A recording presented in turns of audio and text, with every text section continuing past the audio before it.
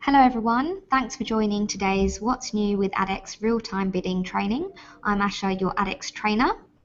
As it's such an exciting and feature-packed training today, I have not one, but 4 product specialists live on the call with us today.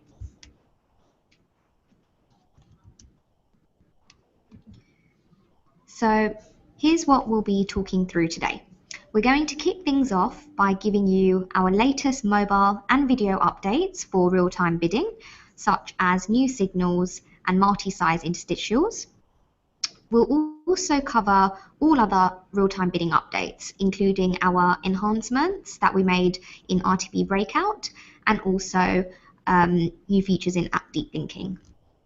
I urge you to stick around until the end, as we'll finish with some really special mentions and give you a sneak preview into what will feature in next month's training.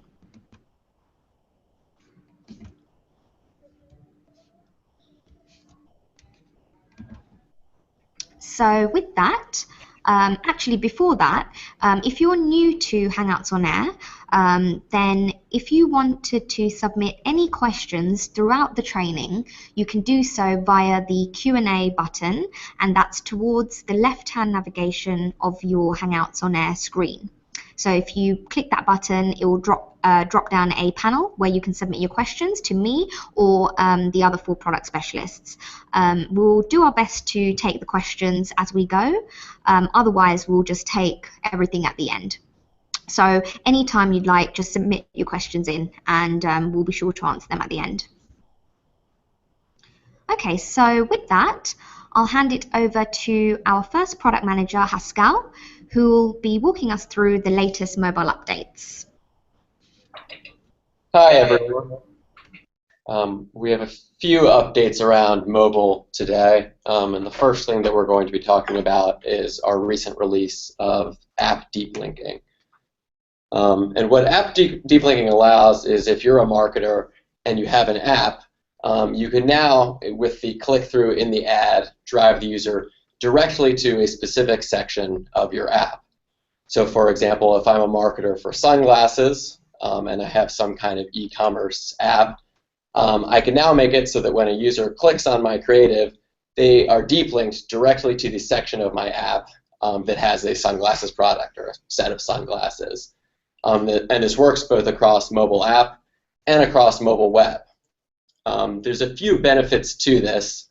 The first is that now for my advertisements on mobile app and on mobile web, I can drive better user engagement. I can drive them directly to the section of the app that's really likely to be of interest to them, and that's likely to drive increased and better quality conversions.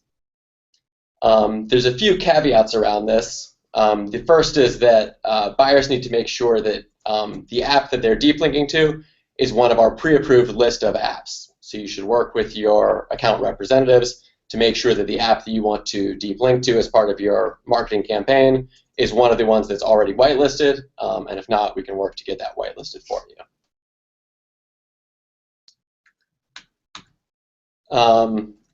Moving on to our next update is some improvements that we've made to mobile app interstitials. And interstitials are one of the formats for a mobile app that really is good for driving clicks and for driving engagement. We found that full screen mobile app interstitials can have click-through rate as much as 10 times that of banners. And so this really is a great format within mobile app and one of the key benefits of buying in mobile app. Typically, we've allowed marketers to return any ad into an interstitial that's at least 50% of the screen width and 40% of the screen height, but bidders had to decide the eligible ads based on that on their end. We've now made this considerably simpler. In the bid request, we'll send to you a repeated list of widths and heights so that you know all of the recommended ad sizes that are a good fit for this screen size for mobile app interstitials.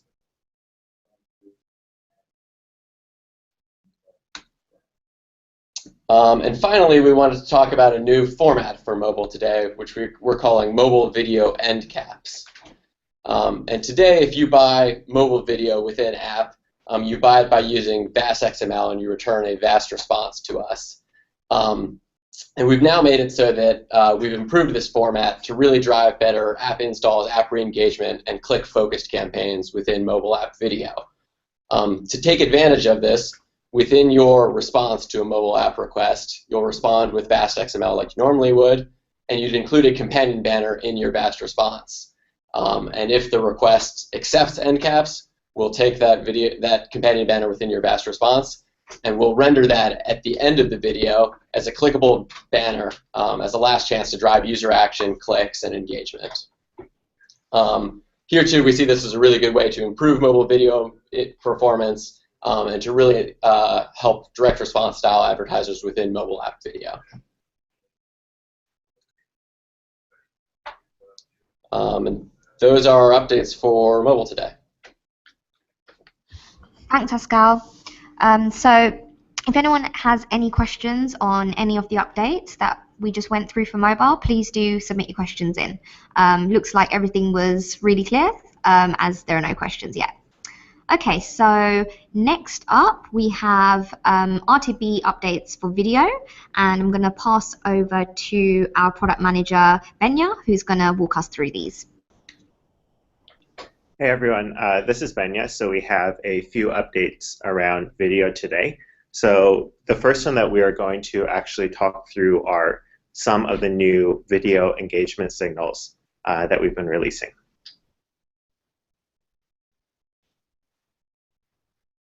So in particular, we have two video engagement signals that have come out, and we're very excited by. So we've been hearing a lot about the video player size from a lot of buyers, and the video player size has traditionally been passed through the ad slot fields. It is still being passed through the ad slot fields, but the difference is that now we are actually verifying the size of the video player to make sure that you are able to identify kind of larger and more premium video players to buy on. So if you're already looking at the existing video player fields, which are passed through the ad slot width and height, there is no work that you need to do. If you are not currently reading these fields, we recommend that you do. So we find that paying attention to the video player size is an important factor for determining if the user has a chance to engage with the video ad. The second one, which is coming out imminently, is the video playback state. So one of the requests that we hear very frequently is around identifying click-to-play versus autoplay video. We also hear requests around whether the sound is on or off. So we are releasing the video playback state to basically pass this information. So we're going to be passing 3 different values. You'll be able to see if we've identified the video playback as either click-to-play if the user has chosen to engage. There will also be autoplay sound on and autoplay sound off. So look out for this state. Look out for this video playback state signal coming soon.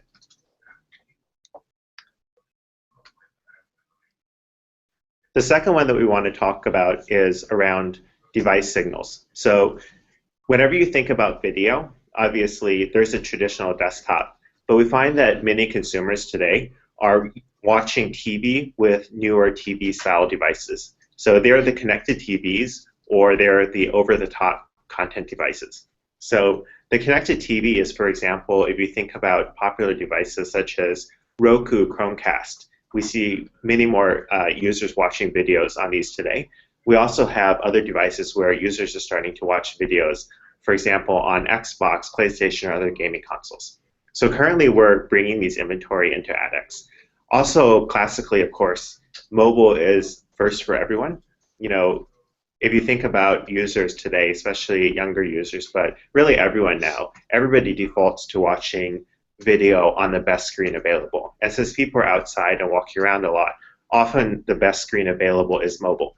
So whenever you think about the video updates we're making around devices, it's really at home. We find that people choose to watch their video content on the big screen when possible. And for all the other cases, which is so much of the time, people are choosing to watch video on the only screen they have on their person, which is the mobile device. So this is a big focus for us. So in particular, we're excited to bring live streaming and video on demand long-form inventory through mDialog. So mDialog was an inventory source that we acquired from the DFP side, and with that, we really extend our inventory on AdX beyond desktop to mobile, as well as extending it to the TV-style devices. We have currently a few publishers who are involved in this, and we expect this to grow very rapidly over the next year or so. So we have these set up today. You can reach out if you would like to start bidding on any of these, and look out for upcoming growth, both in mobile as well as in these connected TV devices. So finally, the last video thing that we would like to highlight is around the muted mobile video interstitials. So we've heard requests from many buyers that whenever you have a video interstitial, then even if the sound is off, there is still a chance for the user to engage. If the user is interested in the advertisement, they will still click on the sound button to actually hear and interact with the ad. So previously, we did not allow this inventory into AdX, which meant a lot of missed opportunities where the marketers could not reach their audiences. Now that we are going to start allowing muted mobile video interstitials into AdX, it should double the amount of mobile video interstitial inventory that is available for purchase. So if you're interested in this, you don't need to do anything. You can start bidding on it. And if you are, for example, if you only want to do sound on, you can pay attention to the video playback signal that we just talked about to identify only sound on. If you're interested only in sound off, you can also pay attention to the video playback signal for sound off that we just talked about. So, if you're interested in reaching across all mobile video interstitials, it will double the amount of audience that you can reach. And it gives you a chance to connect the message to many more users. If you're interested in only one or the other, the signals are there that you can actually incorporate that into your bidding logic. So that is the end of our video updates.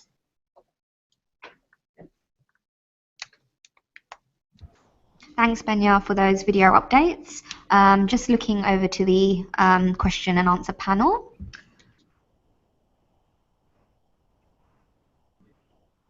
Okay, so we had a couple on mobile, so we'll go back to that at the end. We'll carry on with the agenda for now. So next on the agenda is our product manager, George, who's going to be taking us through other real-time bidding updates. So over to you, George. Thanks, Asha. And hi, everyone. We're going to go through a handful of updates specific to RTB. Next slide. There are 4 things that we're going to be talking about. Bidder Debugging, which is new UI within RTB Breakout. Cookie Match Container Tag, which is to help make cookie matching a little more efficient for folks who are matching with multiple partners. Deal ID, we're making some changes to how we treat deal IDs in the bid response, and block overrides, which is a policy change to significantly simplify how we handle deals to minimize instances where buyers are getting blocked because of advertiser or product category blocks that publishers set up on their side. So let's start with Bidder Debugging. Hopefully folks are familiar with RTB Breakout. It's a tool that we actually initially launched about a year ago as a beta, and it's evolved significantly over the past year. It's our primary UI tool for troubleshooting bidder issues. There are 2 different versions, one for bidders, which is our full version, and one for child seats, which is a redacted version that omits some bidder-specific details. We've been adding new things to RTB Breakout for quite some time. Just recently, we added the ability to filter based on custom dates. And just recently, we launched a new feature called Bidder Debugging. Within the bidder version of RTB Breakout, so this is only relevant if you are a bidder, not if you're a child seat. If you scroll down to the filtered bid section, this tells you all the different reasons why a bid may have been filtered out before the auction.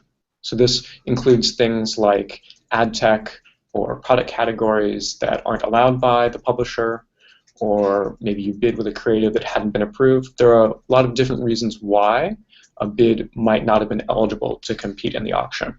And filtered bids basically shows you all of these reasons. Now, underneath filtered bids, you'll see a new link called View Bid Samples. And if you click this link, we show you actual historical bid requests and bid responses that we sent to your bidder that correspond to a particular filtered bid reason. So up at the top, you'll see there's a drop-down menu that lists all of the different filtered bid reasons you'll see in RTB Breakout. And by default, we choose whatever is the most common filtered bid reason for your bidder. And then underneath, you'll see two tabs, one for bid request and bid response. This is the actual bid request that we sent to your bidder and the actual bid response that you sent back. And we include a timestamp, account number, creative ID. You can actually see what was sent and what we received back. And you can see multiple samples for a given filtered bid reason. In the lower right-hand corner, you'll see arrows. You can click through up to 10 different samples. And this will help you be able to quickly identify what may have been happening with this particular bid request bid response pair that caused you to be filtered. This is something we're very excited about. All bidders now have access to this. It's within RTB Breakout, right underneath the filtered bid section. Additionally, we have some training videos online.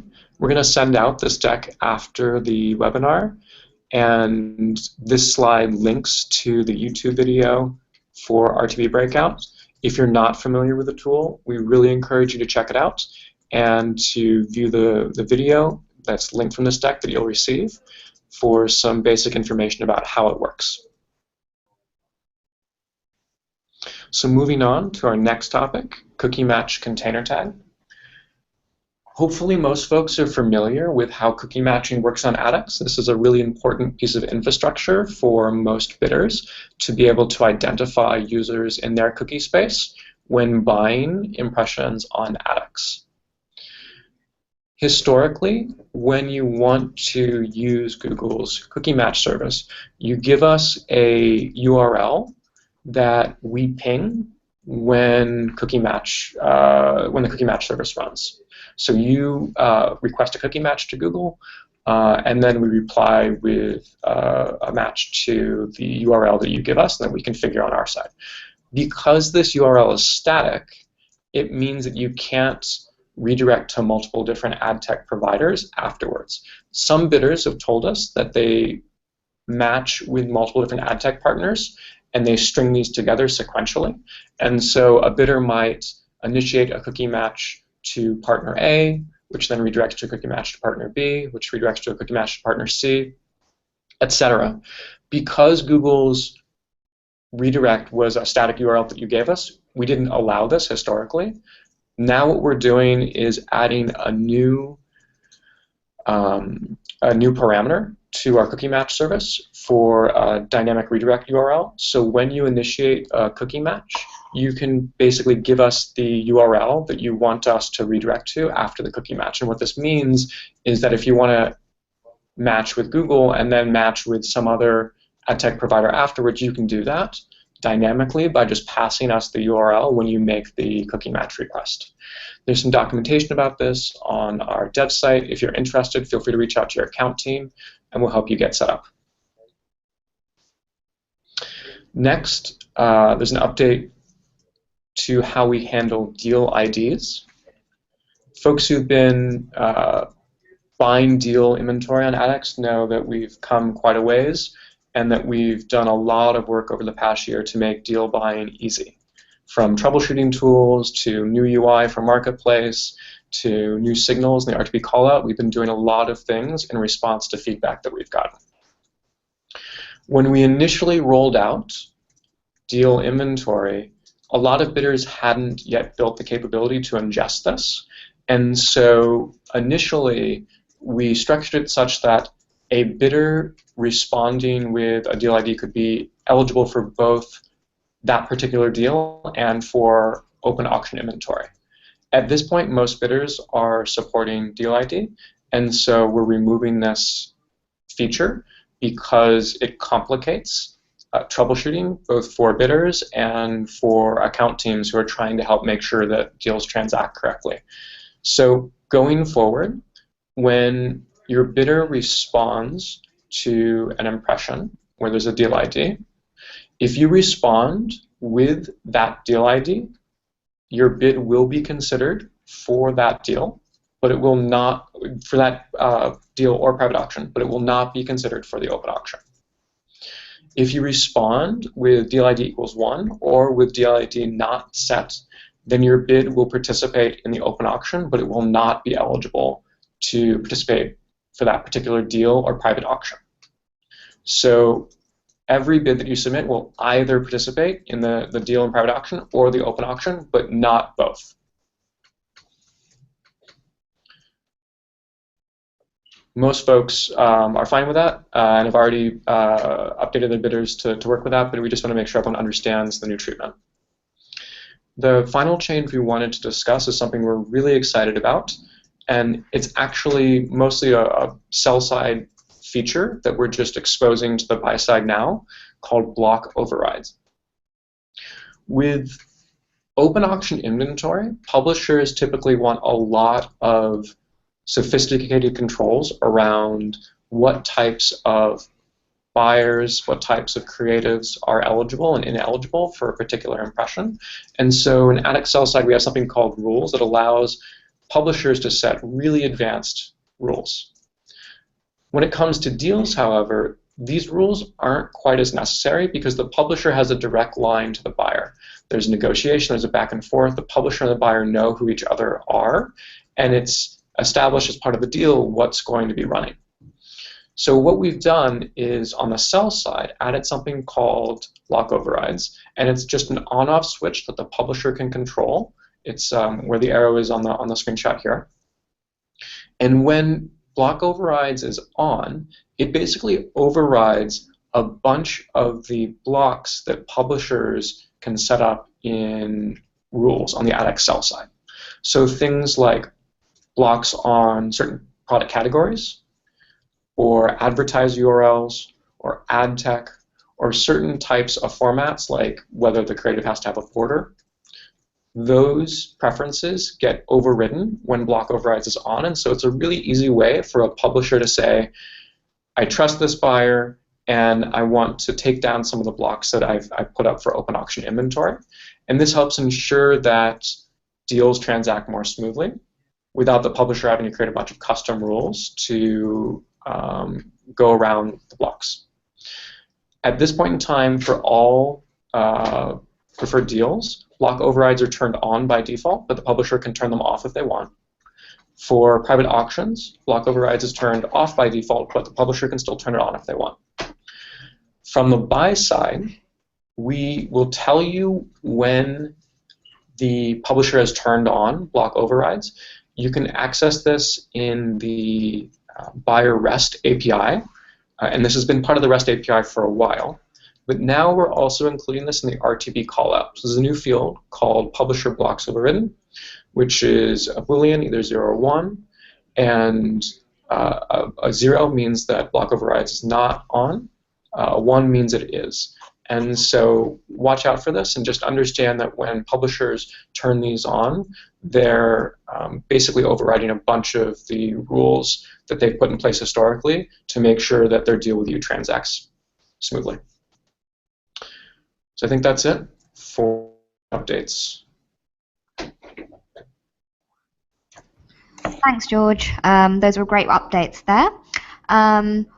We had a question, I guess, relating to the deal ID, not to the specific update, but Shamil asks, is there a way to find out whether deal ID is a direct deal or private auction from the request itself? Yes, we added a new message in the request. I want to say it was about a month or two ago. I can't remember the exact field, but if you look in the direct deal message, there should be a new field to describe whether the impression is, okay, so within the direct deal message, there's an enum called deal type, and there are three options: unknown deal type, preferred deal, or private auction. And we should always know whether it's preferred deal or private auction. So you should always see this set as either preferred deal or private auction. But that's now live for all bidders. You should be getting that, and you should be able to see it in our external proto if you go to our dev site and look at the proto. Amazing. When we send a follow-up email, I'll be sure to link what George has mentioned there to the protocol. Cool. Those were the questions in that section. So I'm going to hand over to our last product specialist, Alec, who will be going through some important special mentions and what's coming in the next training. Thanks, Sasha, and thanks to everyone who's attending. So the first update that I wanted to go through was one from the Chrome team. So you can skip to the next slide. Thank you. So in order to reduce power consumption and increase page load speeds within the Chrome browser, the Chrome team has recently started rolling out a new feature for the Chrome browser called the plugin Power Saver. And this will impact Flash ads that display on Chrome. So we wanted to walk through what this plugin Power Saver does and how it will impact Flash ads and what you can do to ensure that your ad performance maintains throughout these changes. Okay, so as far as what the plugin Power Saver is, it's a new battery saving setting that Chrome is rolling out for all Chrome users. We anticipate that it will be rolled out for all Chrome users within this month, so within the next few weeks. And how will this impact your ads? So one of the main impacts that Chrome has identified to your battery performance when you're using Chrome is when there is a significant amount of flash on the web page. So Chrome will now be able to identify whether or not the Flash content is considered primary to the web page or peripheral. And most ad content is not considered primary. So if there is any Flash ad that's displaying on the web page within a Chrome browser, it will automatically be paused. So the ad itself will actually be paused, will not animate, and instead will be overlaid with a click to play button. So if the user wants the Flash ad to begin animation, they need to actually click the click to play icon, which means that in order to actually click through and get to the landing page for the advertiser's site, they need to click on the ad twice. Once to play the animation, and then a second time to actually get through the ad to the landing page. So what can you do? So one of our biggest recommendations, since Chrome makes up such a significant portion of our inventory and overall internet usage, is to really utilize this as an opportunity to convince your clients to move from Flash to HTML5. And we have a few tools that can help you do that. So the first one is the Google Web Designer, which is a free tool that we've made available to help you and anyone else actually build and develop HTML5 creatives from scratch. The other is another Google tool called Swifty, which is meant for a creative conversion if you have Flash creatives that you want to convert over to HTML5. It's an incredibly effective tool that works really well to convert most of the Flash creatives that we see, but not all. So ideally, you're going to be building your creatives from HTML5 from scratch. But if you need, you will be able to use Swifty in order to convert them into HTML5. And the last thing I wanted to point out is that one thing that Chrome will also be looking at to identify any Flash content are vendor tags. So even if you are running a creative that is not Flash but includes Flash pixels, that may result in the creative being treated as if it were Flash and thereby being paused.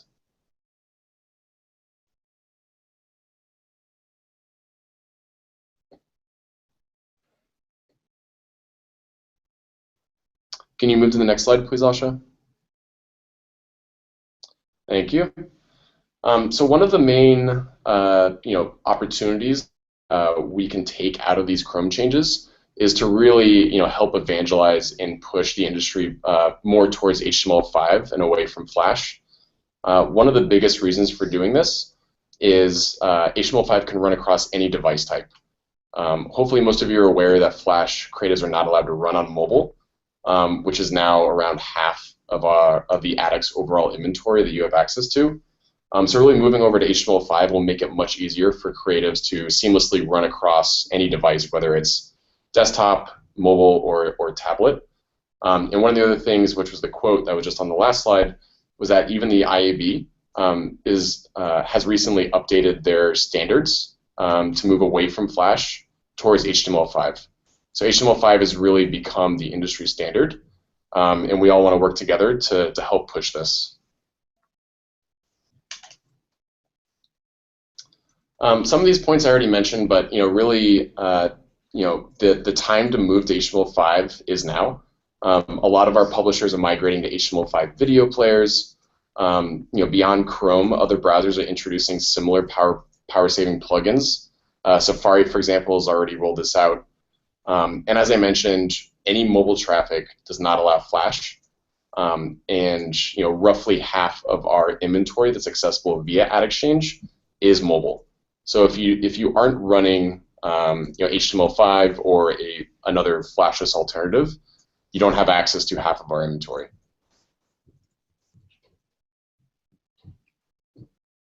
And then there are a few stats, if you need further convincing that the time to switch to HTML5 is now. There are a few data points that we wanted to share just to help demonstrate how important this is. So 96% of desktop browsers today support HTML5, but only 15% will actually allow Flash to run automatically once these Chrome changes have taken full effect. Another interesting data point is that we found that the amount of time where the backup image serves instead of the Flash creative is increasing. So 25% of rich media ads actually end up serving a backup due to the Flash ad not being able to render. So that's a significant amount of ads that are actually not running because of the way that Flash is treated or not supported. And then, as I mentioned, more than half of AdX inventory does not support Flash today because that's mobile inventory. And as Chrome continues to roll out these changes throughout the month, you'll see performance for your Flash creatives likely take see an impact because Chrome does represent such a significant portion of the impressions available via AdX today.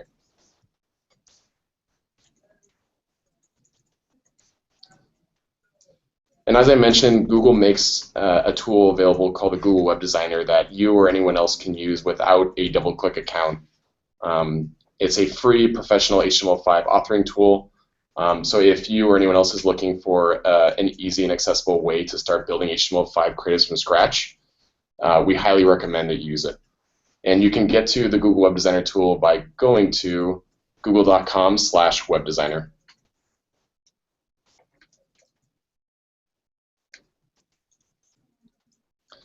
Okay, so switching topics, another special update that I wanted to mention was around a new feature that we recently enabled for all of our AdX buyer accounts called Account User Roles. And this feature allows you to provide access to other users within your company, so within your DSP, and specifically control what features they have access to. So there are 3 different types of access or roles. One is for administrator, and that basically allows the user to have view and edit access to anything within the account that you currently would. The second role type is view and negotiate, which allows the user to view marketplace, other deal-related features like inventory discovery, negotiate for preferred deals and private auctions, and actually set up deals, and also view reporting features within the account like RTB Breakout, query tool, etc. And then the third role type is for view only. And the main difference between view only and view negotiate is that with view only, the user is not allowed to actually negotiate or set up any preferred deal or private auction. But they still have access to any of the reporting features and can still look at potential deal opportunities within Marketplace. So this is really a great feature to use if there are other users at your company that you've been wanting to give access to your account, but have been concerned about potentially exposing more sensitive parts of the account like the pre-targeting tab or any of the account settings. And there is a training video that we've published on the DoubleClick AdX training channel on YouTube that you can watch just to get a more in-depth walkthrough of how you can actually add account users to your account.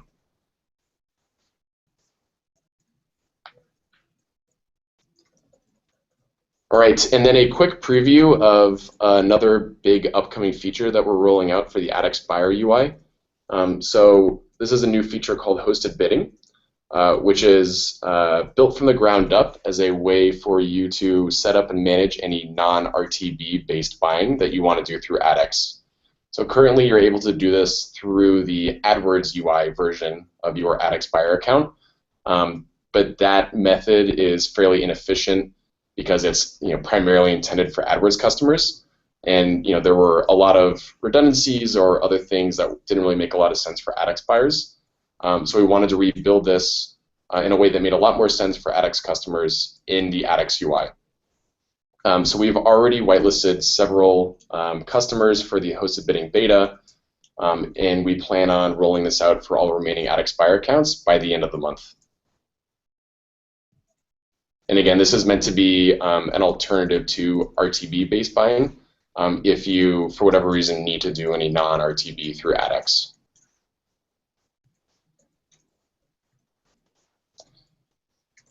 And with that, I'll pass it back over to Asha. Thanks, Alec. Okay, so while everyone finishes submitting their questions, we have a couple on video, mobile, and some miscellaneous ones. So what we covered today, so we covered some mobile RTB updates, video, other RTB. We also talked about the Chrome PPS change, and we showed you what's coming in the next training, hosted bidding. So while everyone submits their questions, just to run through a couple of resources. So with the Chrome PPS change and the recommendation to migrate to HTML5, there's a couple of tools that we recommend. So as the presentation is going to be sent out via your account teams following this training, you'll have access to the links that are shown here. And always, there's the AdX Buyer Academy, where you can get certified, so take our fundamentals and receive a certificate. You can take one of our learning paths if you're completely new to AdX. You can also access the AdX Playbook, which is an up-to-date overview of all things AdX. And then we also have a lot more training videos and webinars, so historical ones that we've carried out, and also some short training videos. So be sure to access those. Okay, so a couple of questions that I'm going to ask. So we had a question from John, and I think this is about the mobile video Endcaps. So John asks, on AdX, do we know if the non-skip 15-second video inventory on YouTube will be available to buyers after Q4? If not, will the 30-second non-skips be returned? So I can answer this is Alec. I believe this is in reference to the changes to YouTube access, YouTube inventory access that we announced recently. So as of January 1st, any YouTube inventory will no longer be accessible to AdX buyers. The only ways to buy YouTube inventory as of January 1st will be through AdWords or DoubleClick Bid Manager. I believe that answers that question, but John, feel free to respond again if that doesn't. Cool. We'll wait for John to respond. Sorry, the mobile video Endcap question was that was from James, and he said, "Does video Endcap how does video Endcap look like? Can you give us some real case?" Pascal, could you confirm? Yeah, there we go. Whether this is the video Endcap image. I believe it's the duration of the banner on the top. That's what it will look like. Yeah, that's exactly right. So the video that you submit will play as it normally has on AdX. It's clickable on the Learn More button, and the video can also be skipped with the Skip Ad button that's automatically added to skippable inventory.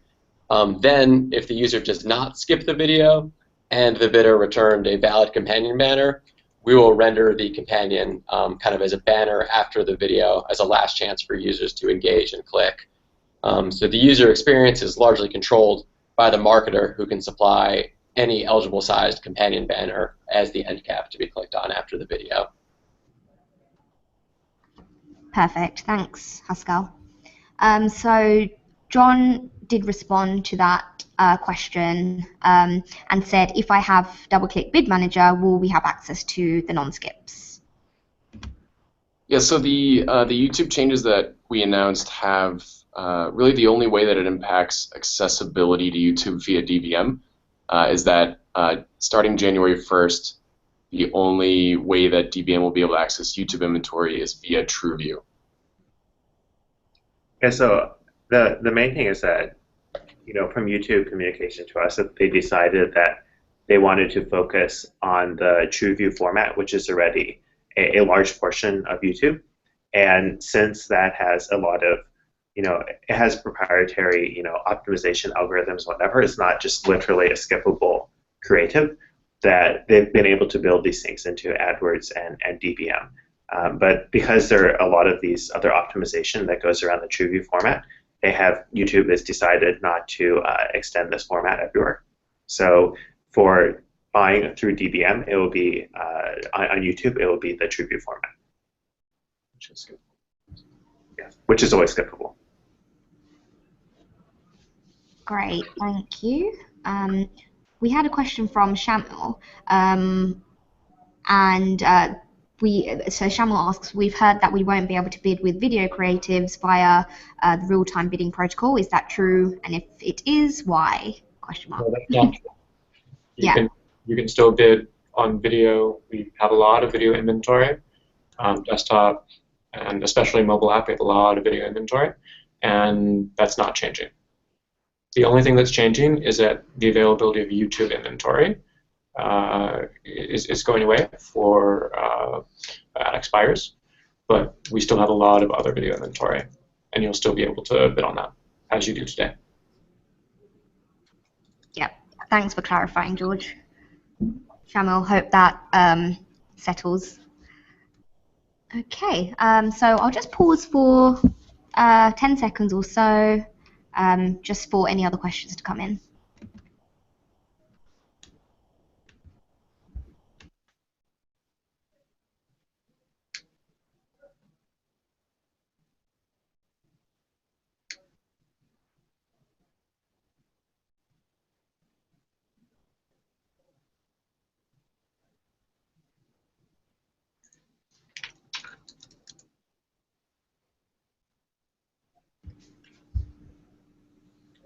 So a couple of comments that this has been very informative. So thanks so much, everyone, product management team, for talking through those updates. Okay, so thanks so much, everyone, for joining today's training. We had a really large audience this time, so thanks for your attendance. As you've told me, you found it very informative. So as we mentioned, via your account teams, you'll receive the presentation probably today or tomorrow, so look out for that. If you joined slightly late, then you can always watch the recording that will be uploaded to the DoubleClick training, AdX training Google Plus page where you registered for this training. So yeah, thanks very much, everyone. Be on the lookout for the resources that are sent out following this webinar. Thanks, everyone. Thanks, everyone. Thank you. Bye.